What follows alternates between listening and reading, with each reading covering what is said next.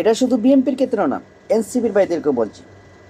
কারণ এই দুই দলের মধ্যে একটা প্রতিহিংসার বীজ এমন বাটে চলে গেছে। আমি দেখলাম এনসিপির বাইরা আমাদের ডক্টর মোহাম্মদ ইউনূসকে পর্যন্ত আক্রমণ করে কথা বলছে।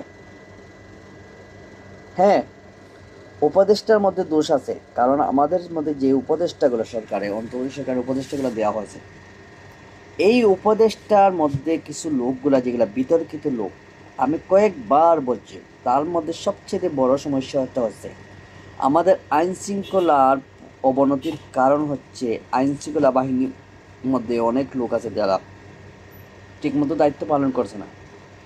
আবার অনেক ক্ষেত্রে এই আইন শৃঙ্খলা বাহিনীকে শিথিল হওয়ার পেছনে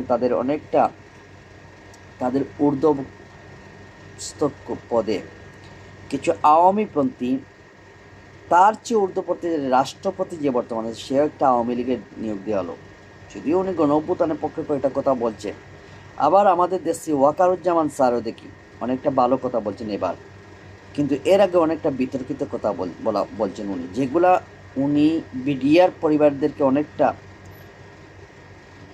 অপমান করে, অর্থাৎ তাদেরকে অনেকটা কষ্ট দিয়ে মনে কষ্ট দিয়েছেন, আঘাত দিয়েছেন বিডিআর এবং আর্মি পরিবার থেকে। তো অনেক ক্ষেত্রে ওনার উচিত তাদের কাছে ক্ষমা চাওয়া।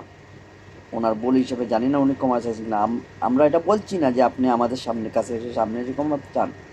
আপনার উচিত তাদের কাছে ক্ষমা চাওয়া যে আমরা আমাদের ভুল হয়ে গেছে, এটা আমি অনেকটা বা যদি আপনাকে দিয়ে কেউ বলায়, আমি ওই সময় বলছি জিম্মি করায়, তাহলে কারা এগুলো করছে? আপনাকে জিম্মি করছে, ভয়ভীতি দেখাচ্ছে, হত্যার হুমকি দিচ্ছে। আমি দেখছি প্রায় সময়, আমি জানি অনেক আওয়ামী লীগের লোকেরা যাচ্ছি ওয়াকারুজ্জামানকে মীর জাফর, পাকিস্তানি এহিয়া খানের মতো অর্থাৎ সাথে তুলনা করে কথা বলছে। তার মানে বুঝতেই পারছেন যে অবশ্যই আওয়ামী লীগ যে একটা স্বভাবগতভাবে সেনাবাহিনী বিরোধী, গণতন্ত্র বিরোধী, ভারতের একদম কটাক্ত দালাল, এক চক্র দালাল। কারণ ভারত কখনো চায়নি বাংলাদেশ সেনাবাহিনী থাকুক। এই সেম আওয়ামী লীগের মধ্যে এই স্বভাব, যেমন মুজিবের আমলে তেমনি হাসিনার আমলে। তো এটা স্বাভাবিক। সুতরাং হয়তো আওয়ামী লীগেরাই কিন্তু হুমকি দিচ্ছে, এটাই হতে পারে।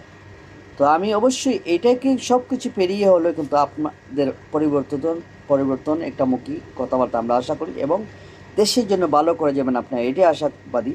আর তার মধ্যে সবচেয়ে গুরুত্বপূর্ণ হচ্ছে রাষ্ট্রপতিকে সরিয়ে অন্য কোনো ব্যক্তিকে, বর্তমান রাষ্ট্রপতি চুপ্পু, তার পরিবর্তে অন্য কাউকে রাষ্ট্রপতির একটা নিয়োগ দেওয়াটা উচিত ছিল। আমাদের কয়েকবার বলছেন, 1 বছর ধরে বলে আসা হচ্ছে।